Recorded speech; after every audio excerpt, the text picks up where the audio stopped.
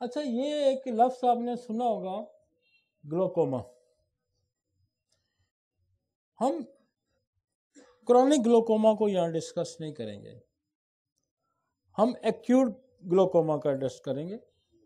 Acute angle closure glaucoma. Glaucoma को पहले उसका मैकेनिज्म समझे कि व्हाट इज द ग्लाइकोमा।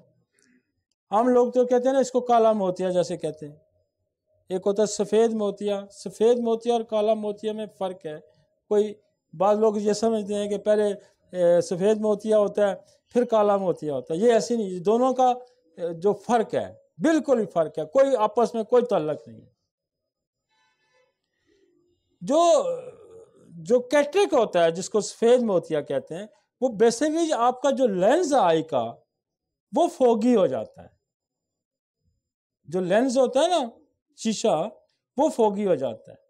ये जो है ना, ये जो ग्लाइकोमा है जिसको आप काला मोतिया कहते हैं, इसमें लेंस का मसला नहीं है। इसमें यह होता है कि आपकी आंख का जो फ्लूइड है, जो एक्स्ट्रा फ्लूइड होता है, उसके ड्रेन चैनल होते हैं। मतलब आंख का जो सप्लाई है, फ्लूइड की सप्लाई है, पानी है, जितनी भी उसकी खुराक है, वो सारा जो है एक नॉर्मल लेवल में उसको आई ने मेंटेन करना होता है। और जो एक्स्ट्रा हो जाता है वो उसके ड्रेन चैनल है, वो वहां से डिस्चार्ज हो जाता है। ग्लाइकोमा में यह होता है कि वो जो चैनल है ना वो ब्लॉक हो जाते हैं। जब ड्रेन नहीं होता तो आइस के अंदर जो फ्लूइड है वो प्रेशर डेवलप करता है और आर्टरी पे प्रेशर डालता है और आपका वीएन चला जाता है। दोनों में फर्क ये है कि ये अचानक होगा, ये ध्यान में रखें, ये अचानक होगा। इसमें आपको उसको आंख आपकी हैवी नजर आएगी, मोटी नजर आएगी, बड़ी बड़ी नजर, वो हैवी हैवी फील करता है, और ये एक्यूट जो है वो उसको लॉस कर देगा। अब उसमें वो कहता है स्फीयर अनलेटरल सॉरी यूनिलेटरल, दोनों side, eyes pain, blurry vision, redness of the involved eyes, halos around light, nausea and vomiting. अब देखें, वो जो पीछे देख रहे थे वहां कुछ अलामात और थी, यहां कुछ अलामात बदल गई हैं। इसमें सीवियर यूनिलेटरल आइज पेन, दोनों तरफ की आई में सीवियर पेन होगा। वहां ये देखें कि वहां को देखें कि वो एक साइड आ रही होती है। ये बाइलेटरल वो कह रहा है, यूनिलेटरल कह रहा है। अब उसमें मतली भी की उल्टी भी होगी, और ये कोई इन्फेक्शन भी हो सकता है। इन्फेक्शन भी ड्रेन चैनल को बंद कर सकता है। On examination pupil is dilated and does not constrict with the light, कि आप उसको देखेंगे तो वो डायलेट होगा लेकिन कंस्ट्रिक्ट नहीं करेगा।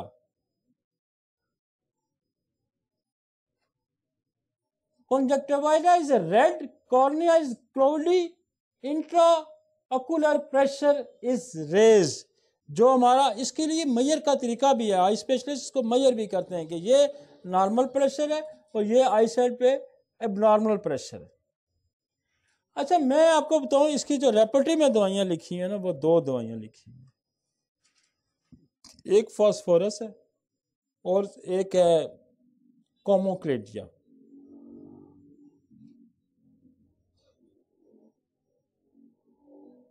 लेकिन मुझे जो सबसे अच्छे रिजल्ट मिले हैं ना, सबसे अच्छे, चाहे वो क्रॉनिक ग्लाइकोमा है चाहे वो एक्यूट ग्लाइकोमा है। अब फिलोसफी ये है कि आपने ड्रेन चैनल खोलने हैं। आपने क्या करना है? ड्रेन चैनल खोलने हैं।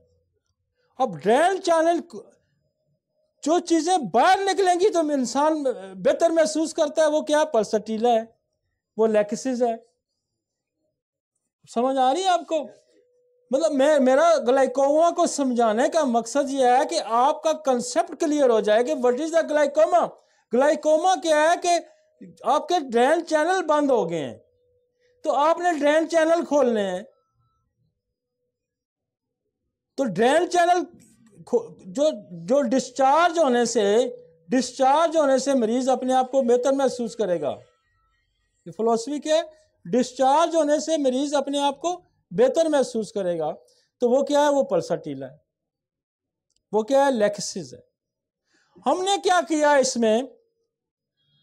हमने क्या, एक ट्यूबर की डोज दे दी, एक मेडोरिनम की डोज दे दी, इन्फेक्शन को कवर कर, फर्स्ट करें कोई इन्फेक्शन हो सकता है, फिर हमने पल्साटीला दे दी, केस यूं ड्रेन हो गया। और ये मैं फास्फोरस पहले मैं यूज करता था, मैंने छोड़ी हुई है, कोमोक्लेडिया नहीं। अब हम क्या करते हैं? हम सीधी सीधी ट्यूबर की डोज देते हैं, एक मेडोरिनम की डोज देते हैं, और पल्साटीला 1 ml में 2 दिन लगातार दे देते हैं। यू प्रेशर रिलीज हो जाएगा, चैनल खोल देगा।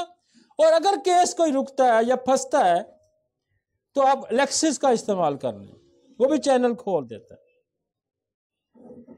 तो जो चीजें चैनल खोल देती हैं, मसलन आप इसमें स्लेशिया 6 में अगर लो पोटेंसी में इस्तेमाल करते हैं तो वो भी खोल देगी, वो भी खोल देगी। सल्फर 30 में देते हैं, वो भी खोलेगी। ये सारी दवाइयों का क्या रुख है? बाहर की तरफ रुख है।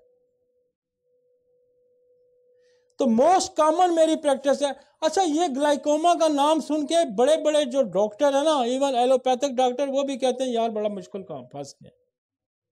और मैं आपको सच्ची बात बताऊं, ये नजर चली जाती है। और मुझे ये इन्फेक्शन नहीं ठीक होते, और मेरे कई दोस्त जो आई स्पेशलिस्ट है, मुझे केस उन्होंने रेफर किए कि अल्टीमेटली सारा कुछ कर चुके हैं, नहीं हुआ ठीक, और होम्योपैथी से वो ठीक हुए।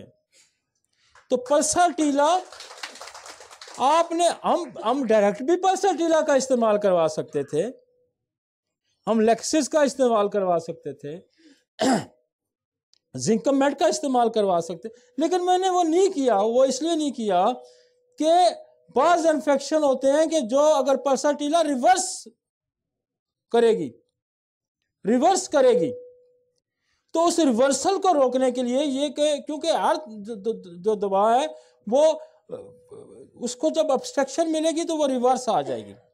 तो रिवर्सल रोकने के लिए हम उसको इन्फेक्शन को, उसको ऑब्स्ट्रक्शन को रोकने के लिए हम क्या करते हैं? हम ट्यूबर लगा देते हैं, हम मेडोरिनम लगा देते हैं, उसके बाद हम पल्साटीला का इस्तेमाल करते हैं तो ड्रेन चैनल खोल जाए। और ये खोलती है, आपकी जो फ्लूपन ट्यूब बंद हो जाती है ना, उसको भी पल्साटीला, जहां जहां आपकी टेस्टिकल में स्वेलिंग आ जाएगी वहां पल्साटीला खोल देगी। तो जहां रुकावटें आती हैं, ये क्या है? ये रुकावट है। मैं ग्लाइकोमा को समझें आप, बेसिकली जब आप समझ जाएंगे ना तो आपके में बिल्कुल दवाई आ जाएगी। और ये पल्साटीला ऐसी दवाई है कि ये नीचे जीन्स तक भी काम करती है, ये नीचे जीन्स तक भी काम करती है, ये मैं आपको बता दूं, जीन तक भी काम करती है। और हमारे जेनेटिक इशू है, जो म्यूटेशन हमारी जीन्स पे आ जाती है, उसको भी ये ठीक करती है। लिहाजा इसको आम दवाई समझ के मत छोड़ें। और इस कंसेप्ट को बार बार मैं कह रहा हूं कि इस ग्लाइकोमा के कंसेप्ट को क्लियर करें कि what is the glaucoma and what is the mode affection over medicine, and over medicine, what is the mode affection over medicine, कि उसका मोड अफेक्शन हमारी दवाई का क्या है। आपने वो दवाई, उस फिलॉसफी को, उस मैकेनिज्म को समझ के इस्तेमाल करनी। आपने चैनल खोलना, जब आपने चैनल खोल दिया, आई का प्रेशर कम हुआ, आई सेट वापस आ। ठीक है सर, आगे। और ये केसेस करते हुए मजा बड़ा आता है, यकीन माने, जब आप इसको समझ के कर रहे होते हैं ना। रिजेक्टेड केसेस होते हैं ये, आपको फिर आप कहते हैं क्या करती है होम्योपैथी दवाइयां, इसी तरह काम करती है। और ये चैनल जो है ना, आपकी एक और भी दवाई है, वो जो उस थायोसिनम, ये भी चैनल खोलती थी। आपकी जो लैक्रिमेशन डक्ट है, बाज़ दफा वो बंद हो जाती है, आपको पता है ना, बंद हो जाती है तो पानी बाहर आना शुरू हो जाता है। जो लैक्रिमल डक्ट है, जो सप्लाई जाती है, उसका वो भी जो ब्लॉक होने से पानी में सलसल शुरू हो जाता है। वो ग्लाइकोमा तो नहीं होता, वो और प्रॉब्लम है। ग्लाइकोमा तो अंडर प्रेशर, उसको भी परसेटीला चला देती है, उसको नेट्रोमियर खोल देती है, उसको थायोसिनम खोल देती है, उसको हायोसेमस खोल देती है। मेरे पास एक केस था बड़ा फंसा हुआ, उसकी शायद लेफ्ट साइड आई थी, वो उसका नहीं खोल रही थी, तो वो मैंने जब केस रेपर्टाइज किया, रेपर्टरी में जो है लेक्रीमल डक्ट ब्लॉक करने की जो दवाई है वो हायोसेमस भी है।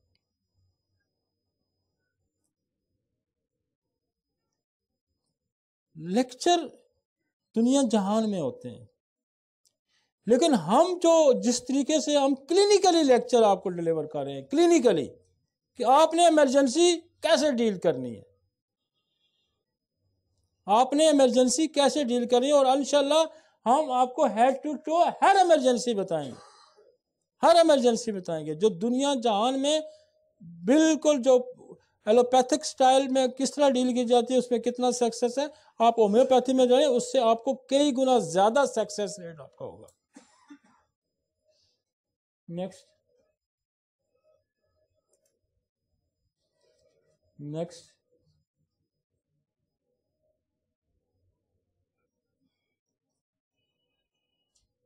एक और बड़ा, ये भी इमरजेंसी है, ये इसको जरा बड़ा करें,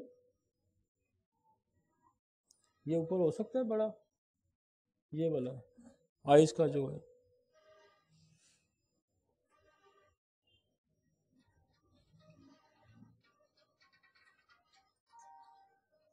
ये देखें, ये रेटिना डिटैचमेंट इसको कहते हैं कि पर्दा, हम लोग आपको कहते हैं कि पर्दा जो है ना उखड़ गया।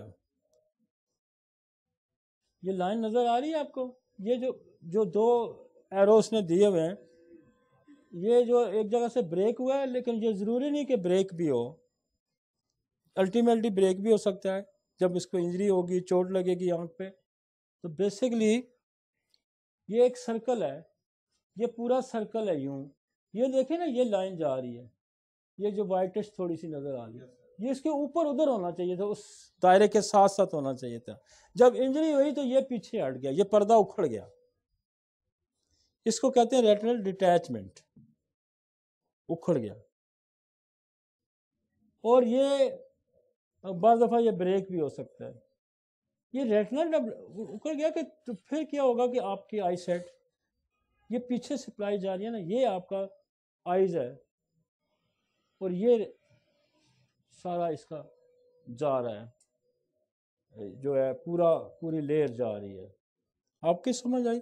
ये जब डिटैच हो गया, उखड़ गया, तो ये देखें ना, ये पीछे आपको एक जगह नज़र आ रही है, ये वाली जो एरोज उसने दिए हुए, ये अपनी उस ओरिजिनल हालत से पीछे हट गया। This is the retinal detachment, पर्दा उखड़ गया। अब आप ले आए उसको वापस, ये मैकेनिज्म समझना कि आपके पास कोई आए कि जी रेटिनल डिटैचमेंट है, तो आपको पता चल जाना कि वट क्या हो क्या गया अंदर। इसका जो रेटिनल डिटैचमेंट है, बेसिकली रेटिना का जो एक पूरा सर्कल है, उसमें किसी भी पोर्शन से वो जब पीछे हटेगा, इंजरी की वजह से हटेगा, और इसकी एक और काज भी हो सकती है कि लॉन्ग स्टैंडिंग जो है डायबिटीज़ की वजह से भी उखड़ सकता है। और मेन कॉज जो इसकी है रेटिनल डिटैचमेंट में भी spontaneously after the trauma to the eyes, जो बड़ी कॉज है। लेकिन मेरी सुबह डॉक्टर खिजर से जब बात हुई तो उसने कहा कि नहीं, कुछ केसेस में लॉन्ग स्टैंडिंग डायबिटीज़ में भी ये आता है डिटैचमेंट, और इसको होम्योपैथी बहुत अच्छे से डील करती है। दुनिया की बाज़ लोगों के ये रेटिना उन्होंने सर्जरी से अटैच करने की कोशिश की, फिर उखड़ जाता है, ये नेचुरल उखड़ा हुआ फिर जुड़ता ही नहीं है, ये मैं आपको बता दूं। और 2 केसेस मेरे ऐसे ठीक हुए कि पूरी, एक तो वो इंडियन था, कॉन्सुलेट का बेटा था, और वो बच्चा ठीक हुआ, रम्ज उसका नाम था, और वो दुनिया जान डिप्लोमेट था, दुनिया जान में उस बंदे ने उसको घुमाया हुआ था। और एक और पेशेंट है यहाँ, वो कोई साफ़ी है, उसका बेटा है, उसकी भी आइज ट्रोमा हुआ था और उसकी रेटिनल डिटैचमेंट हो गया था। उसने आई स्पेशलिस्ट ने कहा था कि ये सवाल ही नहीं पैदा होता कि ये केस ठीक हो जाए, और 100% उसकी आई सेट वापस आ गई है। रेटिनल डिटैचमेंट ये इंजरी जो है, और या लॉन्ग स्टैंडिंग जो डायबिटीज की वजह से। होम्योपैथी इतनी अच्छी डील करती है इसको, और ये पर्दा वापस अपनी जगह पे फिक्स हो जाता है। मैं आपको बताऊं कि इसमें जो मेडिसिन काम करती हैं, जहां देखें एक बड़ी फिलोसफी से हमने इस पे काम किया, और बड़ी इस पे स्ट्रगल से हमने इस पे काम किया, और बड़ी क्लिनिकल मुख्तलिफ अदवा। हम सिम्फाइटम, आइज की इंजरी की सिम्फाइटम बहुत बड़ी दवाई है, लेकिन हमने पूरा एक मैकेनिज्म बनाया। हमने पूरा मैकेनिज्म बनाया कि पर्दे को स्ट्रेंथ दी और रोस्टॉक से, फिर नर्व्स को स्ट्रेंथ दी हमने किससे, हाइपेरिकम से, फिर सिम्फाइटम हमने साथ क्यों लगाई, इंजरी ऑफ आइज के से साथ। फिर कहीं केस फंसता था ना, थोड़े से स्लो हो जाता था, तो मैं क्या करता था कि मैं बीच में ना वो दे देता था, ऑरोमेट दे देता था। तो ऑरोमेट भी इंजरी की बहुत बड़ी दवाई है। जहां कोई दवाई दूसरी पेन नहीं रोकती ना, ऑरोमेट रोक देती है। तो रोस्टॉक्स और अच्छा, कहीं कहीं बाद दफा केस रुकता भी था, तो मैं थोड़ी फैमिली हिस्ट्री पे कभी बेस्टलीम लगा दी। वो आदमी आप भी लगा सकते हैं कि देखेंगे यार कोई फैमिली में वो इस तरह का कोई के सल्फर 30 की एक डोज दे दी। लेकिन मेन दवाइयां यही हैं। कभी भी आपको जो जो आइस की जो है रेटिना की डिटेचमेंट है, ये यकीन माने ये इतनी बड़ी इमरजेंसी है, और इसको इस इमरजेंसी को सर्जरी, कई कई बच्चे ऐसे हैं, वो जो रम्स था इंडियन बच्चा, उसकी तो कई दफा सर्जरी हुई थी, लेकिन वो फिर उखड़ जाता था पर्दा। लेकिन ये कितना खूबसूरत मैकेनिज्म मैंने आपको समझाया कि रस्टॉक्स पर्दे को स्ट्रेंथ दे रहा है, आर्निका इंजरी रिमूव कर रहा है, हाइपेरिकम नर्व्स को स्ट्रेंथ दे रहा है, वो मसल को स्ट्रेंथ दे रहा है, रस्टॉक्स मसल को स्ट्रेंथ दे रहा है ना, और वो उसको नर्व को स्ट्रेंथ सप्लाई कर दिया है। Generally eyes, chronic eyes injury में सिम्फाइटम का बड़ा अच्छा रोल है, और सिम्फाइटम साथ साथ इंजरी को रिकवर कर रही है, तो ये रेटिनल डिटैचमेंट वापस। नेक्स्ट, बड़ी सिंपल सिंपल मेडिसिन है ना, लेकिन बीमारी का आप रेटिनल डिटैचमेंट है जी, पर्दा उखड़ गया जी, बहुत बड़ी इमरजेंसी है आइज की, आइज की बहुत बड़ी इमरजेंसी है। लेकिन अब समझे तो सही ना आप, अब इसमें भी विजन लॉस हो रहा है, लेकिन इसमें भी पार्शियली विजन लॉस होगा। जो इंजरी है साइड वही होगी, ये ध्यान में रखे। ग्लाइकोमा डिफरेंशिएट कर रहा है यहाँ पे, यहां हिस्ट्री ऑफ इंजरी आ जाएगी। वहां आपको जो ऊपर हमने कहा है कि जहां सडन लॉस ऑफ विजन होगा, वहां इंजरी हिस्ट्री नहीं है। डिफरेंशिएट कर रहे हैं ना हम, ग्लाइकोमा किस दोनों, और जो था वहां पे सडन लॉस ऑफ, जहां क्लॉट आ गया, वो डिफरेंट प्रेजेंटेशन है। इंजरी तो आपको पता है किस साइड पे लगी है, तो ये डिफरेंट आपको इसमें। लेकिन ये बाद दफा होता है कि कंप्लीट लॉस भी हो जाता है इंजरी से, बाद दफा पार्शियल लॉस भी होता है। लेकिन आर्टरी में कंप्लीट लॉस होगा, जब क्लॉट होगा तो कंप्लीट लॉस हो जाएगा। तो ये थोड़ा थोड़ा आपने डिफरेंशिएट करना है। इंजरी तो सीधा सीधे आगा, बाप होगा, माँ होगी, कोई भी साथ होगा, पेशेंट खुद भी एक साइड तो उसकी खुली होगी ना, वो कहेगा बात नहीं, दोनों साइड की भी इंजरी हो सकती है, लेकिन कम चांसेस होते हैं ना, दोनों आंखों पे चोट लगी। ठीक है जी, अंडरस्टैंड।